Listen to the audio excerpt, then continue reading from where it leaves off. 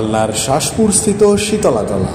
প্রতি বছর সাড়ম্বরে এখানে অনুষ্ঠিত হয় মা শীতলা দেবীর ভব্য পূজন কার্যক্রম। এই পুজোর সঙ্গে জড়িয়ে আছে শতাব্দী প্রাচীন ইতিহাস। গত প্রায় 200 বছর ধরে আয়োজিত হয়ে আসছে এই পুজো।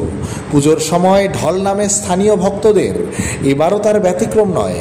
পুজো সম্পর্কে ভক্তদের বক্তব্য জানতে গেলে আমাদের স্যাফরন নিউজ টিভির ক্যামেরায় তারা জানান,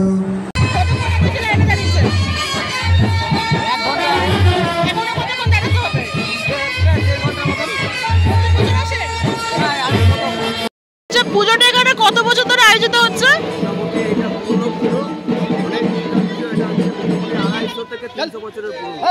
আচ্ছা, বছরের কোন সময় এটা আয়োজিত হয়? এটা হোলির পরে এক সপ্তাহ পর হয়, শীতলাষ্টমীতে। জায়গাটার নাম শীতলাতলা, কালনা। আচ্ছা, তো এখানে কত দর্শকের আয়োজন ঘটে এখানে?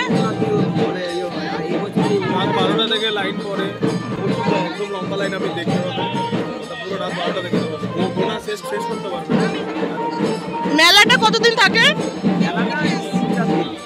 কত বছর ধরে এখানে পুজোটা হচ্ছে?